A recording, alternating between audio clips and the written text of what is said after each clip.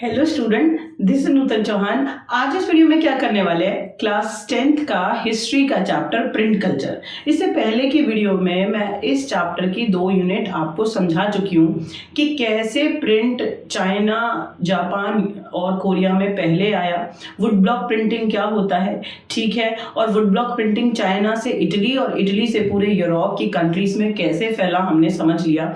Gutenberg 1943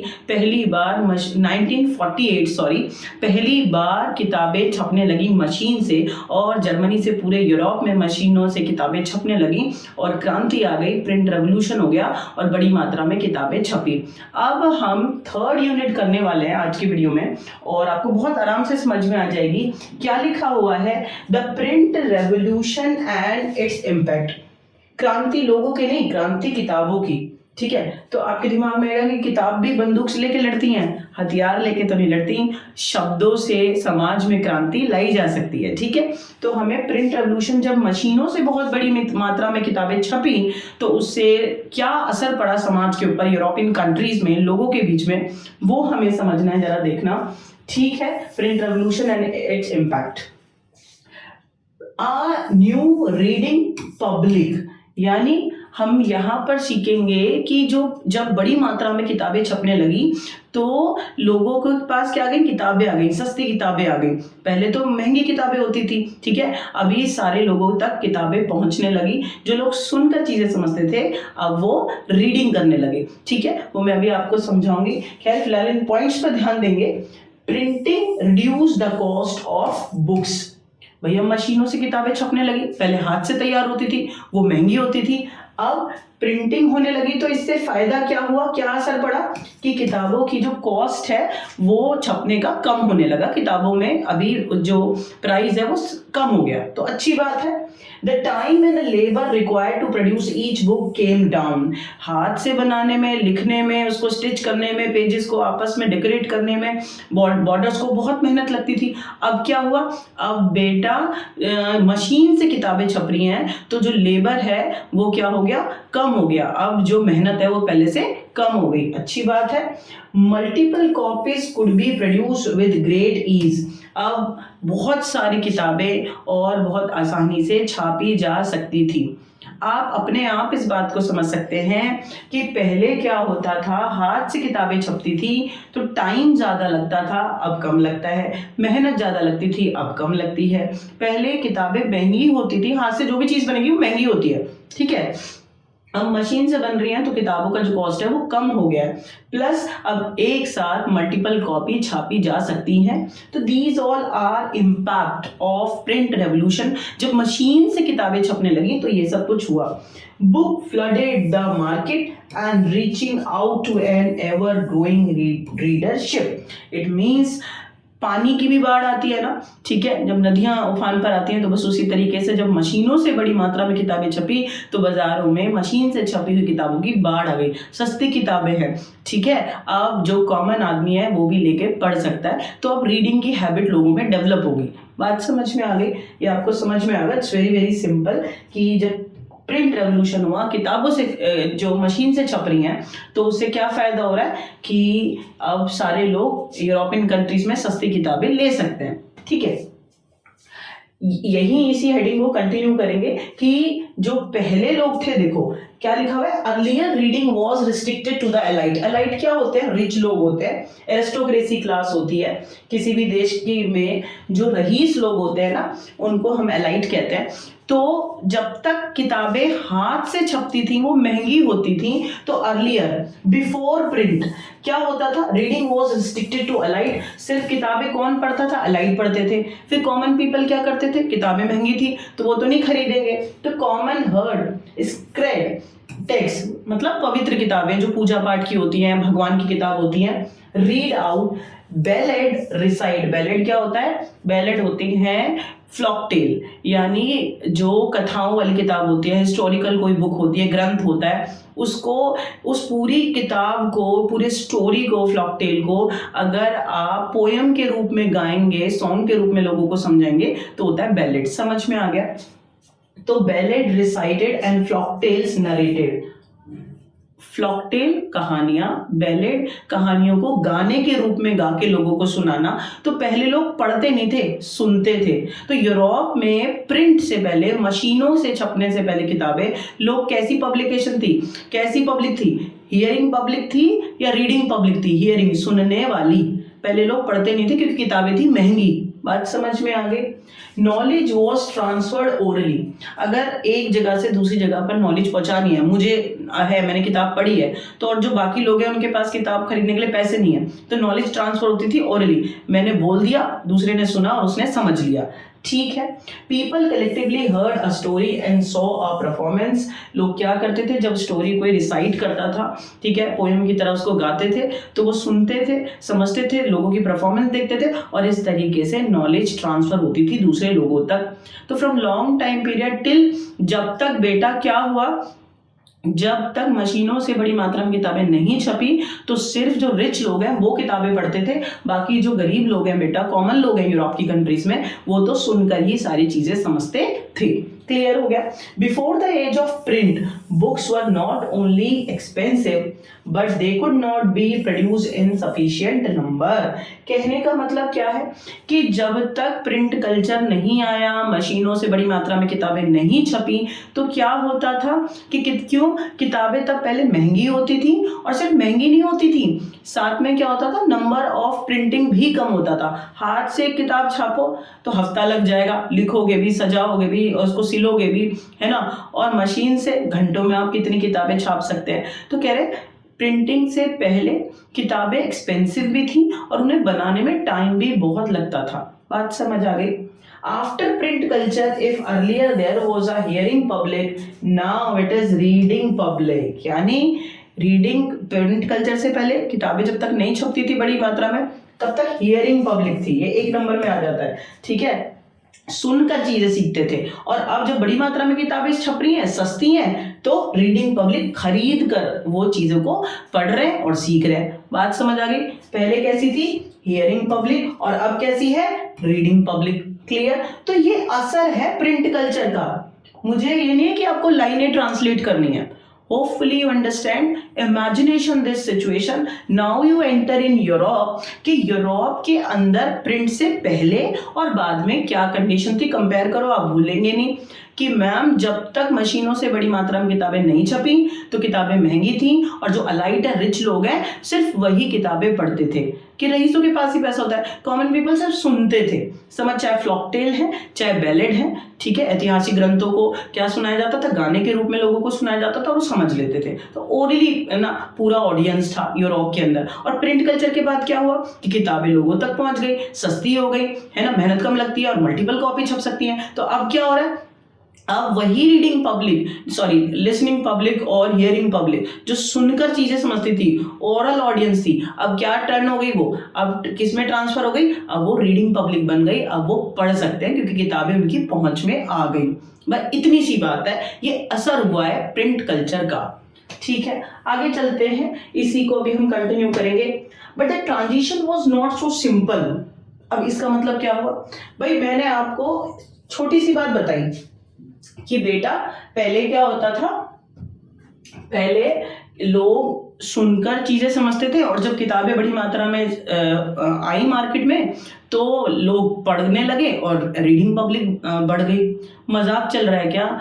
बहुत लंबे समय तक तो यूरोप की कंट्रीज में लोग पढ़े लिखे थे ही नहीं, तो उनकी किताब में चलो सस्ती किताब हो भी गई, किताब उन तक पहुंच भी गई, जब वो पढ़ना ही नहीं जानते तो फिर वो कैसे उसको रीड करेंगे? ये एक बहुत बड़ा क्वेश्चन मार्क है, और इसका सोल्यूशन दिया पब्लिशर्स ने। पब्लिशर्स ने किताबें बड़ी मात्रा में मशीनों से छाप तो दी, भैया प्रॉफिट तो तब होगा ना जब बेचोगे, और बेचेंगे उसे जिसको रीडिंग आती होगी। अब पब्लिशर को एक स्ट्रैटेजी अपनानी थी कि ये जो अनपढ़ लोग हैं इन तक किताबें कैसे पहुंचाएं और ये खरीदे किताबें। बात समझ में आई क्या कहना चाहती हूँ? Such a big challenge when printing books flooded in market, तो publisher make a new strategy कि how audience purchase this books, कैसे खरीदे, लोगों में रीडिंग की हैबिट कैसे आए, जब बढ़ेगी तभी तो खरीदेंगे, जब नहीं बढ़ेगी तो क्यों खरीदेंगे? समझ में आ गया? देखो, but the transition was not simple. पहले हियरिंग पब्लिक थी, अब इसको रीडिंग पब्लिक में बनाना चैलेंज था। क्यों? The rate of literacy is most European countries were very little 20th century, बहुत कम लोग पढ़े लिखे होते थे. How then could publisher persuaded the common people to welcome the print books? तो फिर जब पढ़े लिखे लोग थे ही नहीं यूरोप में, भले ही बाजारों में किताबें भर गई और सस्ती हो गई, तो वो पब्लिशर कैसे उन्हें बेचेगा? ये चैलेंज है. कैसे बेचेगा जरा देखना. Printers began publishing popular ballad and folktale, and such books would be illustrated with pictures. ऐसे समझ नहीं आएगा, ऐसे इसको रीड करने से नहीं आएगा. अब मेरी बात सुनो. भारत में आ जाते हैं आप, अपने देश में आसपास देखो, बहुत सारे जो अंकल आंटी होते हैं, ओल्ड हैं, वो अनपढ़ हैं, बट वो गीता रामायण जो धार्मिक किताबें होती हैं बहुत सारी, वो क्या होता है, वो अच्छे से समझ सकते हैं. उन्हें बहुत ज़्यादा ज्ञान है, आपसे ज़्यादा ज्ञान है. कैसे ज्ञान है?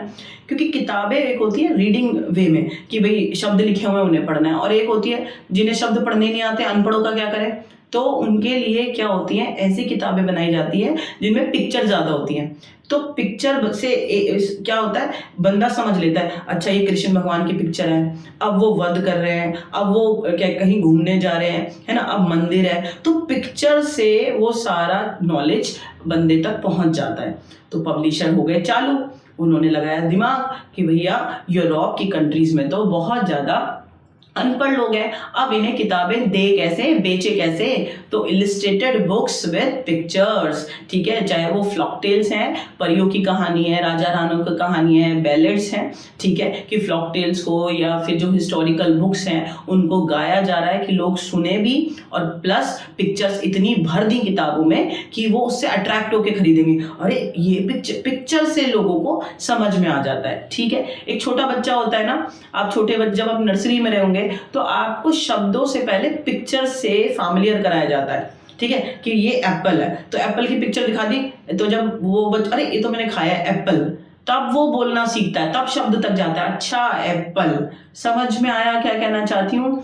तो ये स्ट्रैटेजी अपनाई पब्लिशर्स ने यूरोप के अंदर कि जो अनपढ़ लोग हैं उन्हें वो कैसे किताबों को खरीदेंगे. तो उन्होंने क्या करा, किताबों को पिक्चर से भर दिया, सजा दिया चित्रों से. ठीक है. These were then sung and recited a gathering in village and टेवेंस. टेवेंस क्या होता है, शराब खाना, एक ऐसी जगह जहाँ लोग शराब पीने जाते हैं और कुछ खाएंगे, आपस में विचार डिस्कस करेंगे. बात समझ में आ गया. तो वो ये कह रहा है कि जहाँ पे लोग गांव के अंदर या फिर टेवेंस में शराब पीने के लिए जाते थे, वहाँ पर इन बुक्स की जो फ्लॉक टेल्स हैं, स्टोरीज हैं, उनको बहुत ज़ोर ज़ोर से गाया जाता था ताकि लोग सुने और अट्रैक्ट हों और किताबों को खरीदें. तो होपफुली यू अंडरस्टैंड, जब किताबें मार्केट में आई तो तब तक तो लोग सुनकर चीजें समझते थे और अनपढ़ भी थे. तो किताबें भले ही सस्ती होगी तो काहे वो खरीदेंगे, क्यों खरीदेंगे, सोचो, लगाओ दिमाग. तो पब्लिशर ने दिमाग लगाया कि भैया मैंने मशीनों से सस्ती किताबें तैयार कर ली, मेरे जेब में पैसा कैसे आएगा, किताबें कैसे बिकेंगी. तो उसने दो तरीके अपना लिए कि किताबों को पिक्चर से भर दो और किताबों को कहाँ पे जोर जोर से पढ़वाओ, जहाँ पे लोग इकट्ठे होते हैं, जैसे गाँव में कहीं पे इकट्ठे हो रहे हैं, ठीक है, या फिर टेवेंस शराब खानों में शराब पीने के लिए जा रहे हैं, अल्कोहल पीने के लिए जा रहे हैं, तो वहां पर इनको किताबों की जो लिखा हुआ है स्टोरीज उनको सुनाओ तो लोग अट्रैक्ट होंगे और किताबों क्या होगा, लोगों में ही जो रीडिंग की हैबिट है वो बढ़ने लगेगी. समझ में आ गया. Religious debates on the fear of print, ये यूनिट जो 3 है उसका सेकंड पार्ट है और बहुत इंपॉर्टेंट है. किताबें बेटे लोगों के व्यूज को बिल्कुल बदल सकती हैं. अब जैसी किताब ना पढ़ेंगे आपका मन वैसा हो जाएगा, आप वैसे सोचने लगेंगे. आपको टेररिस्ट से रिलेटेड कोई बुक पढ़ा दी जाए तो आप वैसा सोचने लगेंगे. आपको धार्मिक किताब लगातार आप पढ़ रहे हैं तो आप धार्मिक हो जाएंगे. बात समझ में आई. तो किताबें लोगों के दिमाग को पूरा इन्फ्लुएंस करती हैं, ये बात आपको आज माननी पड़ेगी. फिलहाल के बच्चे तो खैर सोशल मीडिया से इम्पैक्ट होता है उनके दिमाग पर, क्योंकि हर टाइम वो सोशल मीडिया पे ही रहते हैं. तो अगर आप किताबों में रहेंगे, ज़्यादा टाइम लगाएंगे तो आपका दिमाग ना वैसा ही हो जाएगा. बात समझ में आ गई. यहाँ पे कह रहे हैं कि किताबों से ना रिलीजियस धार्मिक डिबेट बढ़ने लगी. भाई लोगों ने धर्म से रिलेटेड जो भी उनके विचार रहे वो किताबों में लिखे. कोई कहता है मूर्ति पूजा अच्छी बात है, कोई कहता नहीं है, किताबों में लिख दिया. इसी तरह यूरोप की कंट्रीज में जब प्रिंट कल्चर आया, किताबें छपी, तो जो लोग जो चर्च है और चर्चों के अंदर जो आडंबर होते थे, अननेसेसरी पैसा ले रहे हैं, ठीक है, तो उससे रिलेटेड कंडेम क्रिटिसिज्म लिखने लगे। कई लोग चर्च के फेवर में भी लिखते थे। तो जो या मुनार्क हैं, जो राजा हैं उस टाइम पर, उनकी सत्ता के लिए, उनकी गवर्नमेंट के खिलाफ लोग लिख रहे हैं, मुनार्क के खिलाफ। तो इससे ना क्या हो रहा है, किताब डर भी पैदा कर सकती है। क्या कर सकती है, अभी हम देखते हैं, जरा सुनना। Print created the possibility of wide, just 1 second. Print created a possibility to a wide circulation of idea and introduced a new world of debate and discussion. यानी किताबें एक ऐसा माहौल बना सकती हैं कि लोग अलग से सोचने पे मजबूर हो जाएं, डिस्कस करें, डिबेट करें, ठीक है। जब आप कोई चीज़ पढ़ लेते हैं तब आप उसे दूसरों तक पहुंचाते हैं ना, अरे मैंने ये पढ़ा था, दूसरा कहेगा नहीं इसका ये ऐसा थोड़ी होता है, तो डिस्कस होता है, डिबेट होने लगी, ठीक है, लोग अलग तरीके से सोचने लगे। Even those who disagree with the established authorities could now print it and circulate their idea. See, those are not satisfied with authorities, monarch, Raja, church, पादरी, इस सिस्टम के खिलाफ, यूरोप में जो सिस्टम था, ठीक है, अथॉरिटीज का, राजाओं का, अगर वो डेस्पोटिज्म के खिलाफ हैं, डिसएग्री हैं, तो क्या करते थे, अपने विचारों को किताबों में लिख देते थे, लोगों तक पहुंच जाएगा। देखो, बोलकर आप कितनी भीड़ इकट्ठी कर लोगे दैट टाइम पीरियड, है ना, अगर आप अपने विचार किसी को बता रहे हो, ठीक है, कहीं पर आप हैं, और जब किताबों से वो पूरा सर्कुलेट हो जाएगी, एक देश नहीं कई देशों तक पहुंच जाएगी। आज सोशल मीडिया वो प्लेटफॉर्म यूज कर रहा है कि आप एक अपने विचार को वहां पे लिखो, पूरे वर्ल्ड में सारे कंट्रीज तक पहुंच जाएगा। पहले ये काम था किताबों का, ठीक है। तो आप समझो कि अगर दैट टाइम पीरियड यूरोप में जो लोग हैं नहीं एग्री करते राजाओं से, उनकी सत्ता से, कि भाई ये गलत चल रहे हैं, ज्यादा प्रिविलेजेस इनको मिल रहे हैं, ठीक है, तो फिर वो अपने विचारों को कहाँ लिख देते थे, किताबों में। Not everyone welcome the print book. जब किताबें छपने लगी ना, तो बहुत सारे लोगों ने क्या करा, इन किताबों को वेलकम नहीं करा, पसंद नहीं करा। क्यों नहीं पसंद करा, किताबों में क्या बुराई होती है, देखो जरा। It was fear that if there was no control over the word was printed and read the rebellious and irreligious thought might spread. वो क्या कह रहे हैं कि जो राजा थे ना, डर किसको लग रहा है, आपको और हमें थोड़ी लगेगा।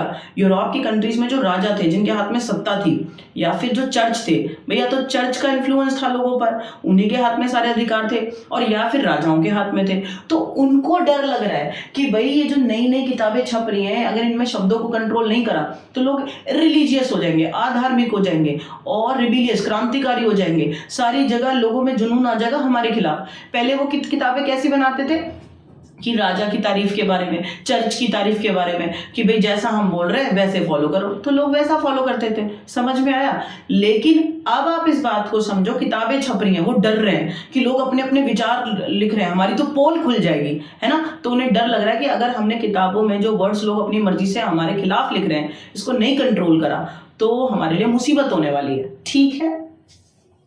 If that happened, the authority of the valuable literature would be destroyed. यानी राजा और जो पादरी हैं चर्च के, ठीक है, पृष्ठ, वो डर रहे हैं कि जो हमने किताबों में लिखा है, अपनी बड़ाई मारी है कि भाई हमारे हिसाब से चलना चाहिए सब कुछ, हम ही सब कुछ है, तो वो लिटरेचर तो डिस्ट्रॉय हो जाएगा, और जो हमारे खिलाफ लिखा जा रहा है वो सर्कुलेट हो रहा है, बड़ी मात्रा में लोग पढ़ रहे हैं, तो हमारी तो सत्ता ही खत्म हो जाएगी। तो डरा कौन, राजा जब डरे, यूरोपियन कंट्रीज के, जिनके पास अनलिमिटेड पावर थी, या जो चर्च के लोग थे पृष्ठ, जिन्होंने बहुत ज्यादा, उनके पास प्रिविलेजेस थे, कोई टैक्स नहीं देना पड़ रहा था, जनता का पागल बना रखा था। रोमन चर्च के जो पादरी थे वो डर रहे थे, अरे ठीक है। Express by the religious authority and the monarch, राजा और धार्मिक लोग ही डरे हुए थे। आया समझ में। तो यहां पर हमने क्या सीखा कि प्रिंट से दो चीजें हुई। एक कि print provide a platform for common people, they discuss, debate religious issues, क्या सही है क्या गलत है। If they disagree with authorities like church और मोनार्क, तो वो अपनी बात किताबों में लिख सकते थे, दूसरों तक पहुंचा सकते थे, और पढ़कर लोग अलग से सोचते हैं, हाँ भाई बात तो सही कह रहा है ना।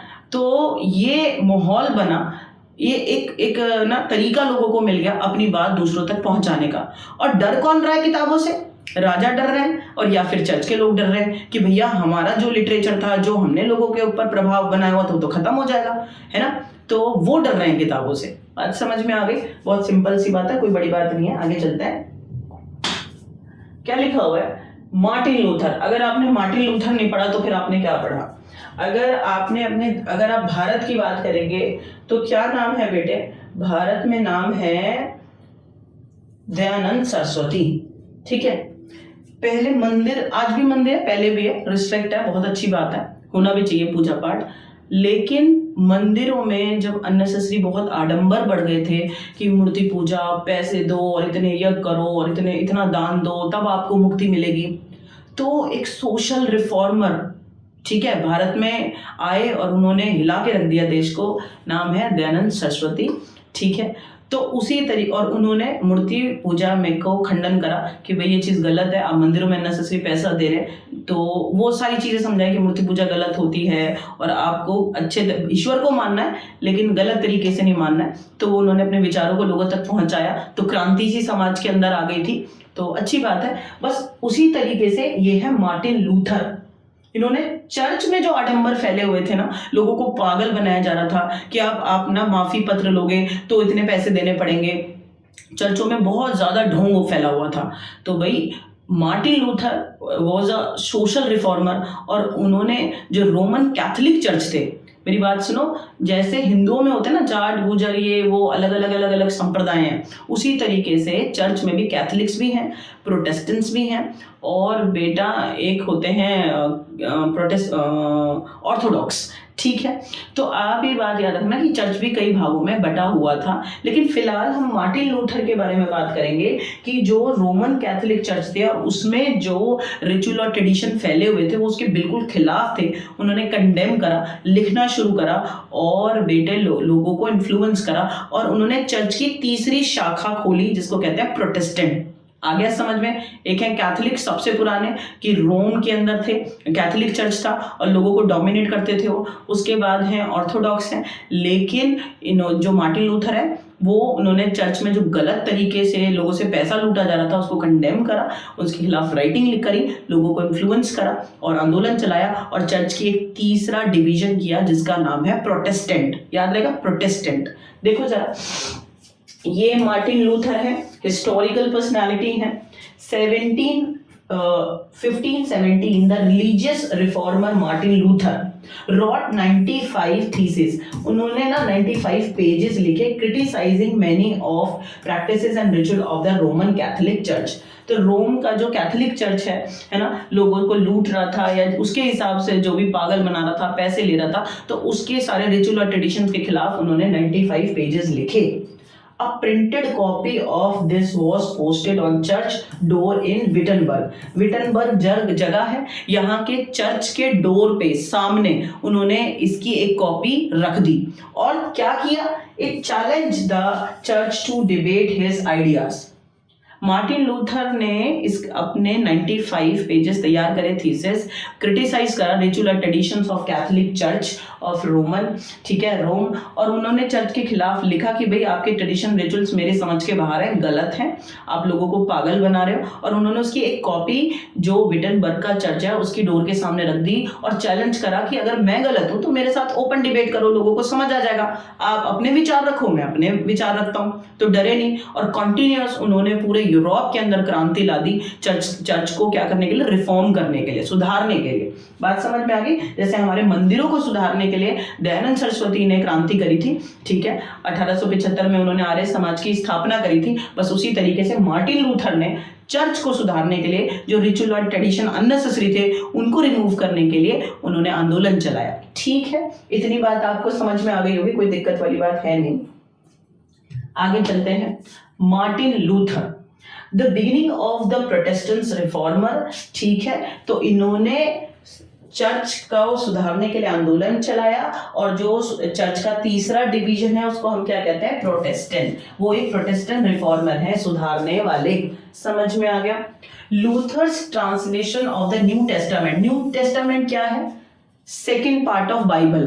पहला है बाइबल जो कृष्ण भगवान के बारे में सब कुछ लिखा है, जन्म में उनकी टीचिंग्स के बारे में, और बाइबल का जो दूसरा पार्ट है उसको कहते हैं न्यू टेस्टामेंट। क्या कहते हैं? New testament. बात समझ में आ गई?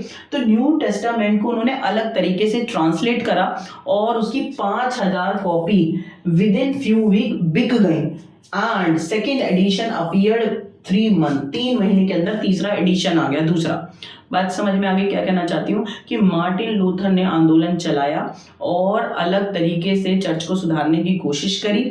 उन्होंने न्यू टेस्टामेंट, जो बाइबल का दूसरा पार्ट है, सबसे पुराना ग्रीक लैंग्वेज में ये लिखा हुआ है, कृष्ण भगवान के ऊपर और उनके टीचिंग्स के ऊपर ये लिखी हुई है न्यू टेस्टामेंट, अलग तरीके से इसको ट्रांसलेट करा, समझा, और इसकी 5000 कॉपी जो मार्टिन लूथर ने लिखी थी उसको जब छापा गया तो 5000 तो किताबें बेटा इसकी कुछ ही हफ्तों में बिक गई और न्यू एडिशन 3 महीने में मार्केट में दोबारा आ गया। तो लोग समझ रहे हो इतना ज़्यादा किताबें क्यों छप रही हैं, जो मार्टिन लूथर बोल रहे हैं वो किताबें क्यों छप रही हैं, ताकि क्योंकि लोग इन्फ्लुएंस हो रहे हैं, पसंद कर रहे हैं कि मार्टिन लूथर ठीक कह रहे हैं और ये जो रोमन चर्च वाले कैथोलिक ये हमारा पागल बना रहे हैं, हमसे पैसे ऐंठ रहे हैं। समझ आ गया।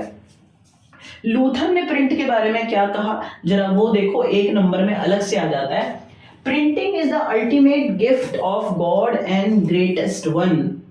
भाई एक बात बताऊं, मार्टिन लूथर अगर गली गली जाता तो उसको अपने विचार पहुंचाने में कितना टाइम लगता, मर लेता है ना। 1000, 2000, 4000 लोग जाते जाते पूरे यूरोप में घूमना बस की था। लेकिन जो बुक्स होते हैं वो आइडियाज को फास्ट सर्कुलेट कर सकते हैं, तो उसने अपने विचारों को किताबों में लिखा और किताबों से लोगों तक पहुंच गया। इसीलिए वो किताबों का धन्यवाद कह रहे हैं अपने शब्दों में कि printing was the ultimate gift of God, भगवान का आशीर्वाद है। ये तो बहुत ही बढ़िया है कि अपनी चीज दूसरों तक आराम से पहुंचाई जा सकती है। ये शब्द है मार्टिन लूथर के किताब के बारे में, प्रिंट के बारे में। तो आज आप मार्टिन लूथर समझ में आया होगा, हिस्टोरिकल पर्सनालिटी है, रिफॉर्मर है। कंडेम किसको करा, कंडेम किसको करा, खाने को पीने को नहीं, रोमन कैथोलिक चर्च में जो रिचुअल्स है, ट्रेडिशन से उनको कंडेम करा और चर्च का तीसरा डिवीजन ये लेकर आए समाज में, जिसको कहते हैं प्रोटेस्टेंट। बात समझ में आ गया। ये एक प्रोटेस्टेंट रिफॉर्मर है, चर्च को अलग तरीके से, किताबों को अलग तरीके से ट्रांसलेट करा इन्होंने। ठीक है, तो ये है मार्टिन लूथर के बारे में, आपको बिल्कुल नहीं भूलना चाहिए, पेपर में आता है, बहुत ही इंपॉर्टेंट है। Let's talk about print and dissent. Dissent होता है when you are disagree with some statement or government or authorities, जब आप किसी चीज से असहमत होते हैं कि मुझे ये बात समझ नहीं आ रही है, ठीक है। तो जैसे जैसे किताबें बढ़ रही थी समाज में, लोग पढ़ रहे थे, तो उन्होंने सोचना, अलग तरीके से सोचना शुरू कर दिया। उन्हें समझ में आया कि जो राजा का डेस्पोटिज्म है, अनलिमिटेड पावर है, ठीक है, ये गलत है, सारे पावर इन्हीं के हाथ में है, they enjoy privileges by birth, ये तो गलत है। तो लोगों ने सोचना शुरू करा। उनमें से एक पर्सनैलिटी है मिनोकियो, ठीक है, क्या नाम है, मिनोकियो। एक मिलर है, मिलर होते हैं जिसका अपना मिल होता है, ठीक है, और उसमें वो काम करते हैं, और या कह लो कि मजदूर भी हो सकते हैं, ठीक है। तो प्लीज यहाँ पर हम किसके बारे में पढ़ने वाले हैं, मिनोकियो के बारे में। और इन्होंने किताब को पढ़कर देखो कैसे क्रांति लाने की कोशिश करी, ठीक है। यहाँ पे आपको मिनोकियो का तस्वीर भी दिख जाएगा। 16th सेंचुरी में मिनोकियो अ मिलर इन इटली, इटली के अंदर एक ये मिलर थे। मिलर कौन होते हैं, जिसकी अपनी मिल होती है। बात समझ में आ गया। Factory began to read books that were available his locality, यानी मिनोकियो ने क्या किया, इटली के अंदर उसके आसपास की लोकेलिटी में जहां वो रहते थे, जो भी किताबें मिलती थी ना, वो उसको पढ़ते थे। अब भैया पढ़ोगे तो आपका दिमाग भी खूब चलेगा, सही बात है। He reinterpreted the message of the Bible, यानी बाइबल में जो लिखा हुआ था उन्होंने अपने तरीके से समझकर उसको दोबारा से लिखा, अलग तरीके से समझ के। बात समझ में आ गई इतनी, ठीक है। And formulated a view of God, और समझाया कि भगवान क्या चाहते हैं, हमें धरती पे कैसे रहना है। And creation that enrage the Roman Catholic church, enrage होता है गुस्सा दिलाना, भड़काना। बात समझ आ गई। भाई एक मिलर है इटली में और उन्होंने किताबें पढ़ना शुरू करा, अब उनकी समझ डेवलप हुई, ठीक है। उन्होंने भगवान के बारे में लिखा, बाइबल को ट्रांसलेट करा अपने शब्दों में, ठीक है, कि भगवान ऐसा होता है, ऐसे करना चाहिए। तो भैया जो रोमन कैथोलिक चर्च के लोग हैं वो तो भड़क गए, उन्हें तो गुस्सा आ गया कि भाई ये अलग तरीके से लोगों को भड़का रहा है। बात समझ में। भाई एक बंदा ये बोले कि आप मन से भगवान को मानो, मंदिर जाने की जरूरत नहीं है, पुजारी को तो गुस्सा आएगा ना, क्योंकि पुजारी का तो सोर्स ऑफ इनकम वही से है कि जब लोग भगवान के पास आएंगे, कुछ चढ़ाएंगे, तब उनका इनकम बढ़ेगा। इसी तरह प्रिस्ट का होता है चर्च के अंदर कि अगर कोई ये कह दे कि भाई आप मन से मानो, do your karma, no need to go to church, तो रोमन कैथोलिक चर्च के जो प्रिस्ट हैं वो तो भड़क गए। किससे, मिनाक्यो से वो अलग तरीके से बाइबल को ट्रांसलेट कर रहे हैं और लोगों को समझा रहे हैं भगवान का मतलब। When the Roman Church began its inclusion, मतलब इंक्लूजन का मतलब होता है the particular organisation of church find out someone against religion and give them punishment. Hindi भाषा में बेटे इंक्लूजन्स का मतलब होता है कि अगर एक ऑर्गेनाइजेशन है चर्च की, रोमन कैथोलिक चर्च की, कि अगर कोई उनके धर्म के खिलाफ बोलेगा तो उसको वो ढूंढते हैं और उसको पनिश करते हैं। बात समझ आ गई? तो when the Roman Catholic church began its inclusions to repress the heretical ideas. Heretical idea होते हैं धर्म के खिलाफ अगर कोई विचार है, तो भैया जो मिनोकियो वो अलग तरीके से धर्म को देख रहे थे और रोमन चर्च को ये समझ में नहीं आ रहा था। ठीक है, तो जो उनके हेरेटिकल जो धर्म विरोधी विचार थे उससे ये भड़क गया और उन्हें सजा देने के लिए इन्होंने कोशिश करी। कैसे करी? मिनोकियो वॉज होल्ड अप, ठीक है, 2 बार पकड़े गए, ट्वाइस 2 बार पकड़े गए, अल्टीमेटली एग्जीक्यूटेड, उनको मृत्यु दंड दे दिया गया, फांसी की सजा दे दी गई। अब आप समझ रहे हो कितना बुरा हाल था और प्रिंट ने क्या मदद करी। मार्टिन लूथर ले लो, जस्ट 1 सेकेंड।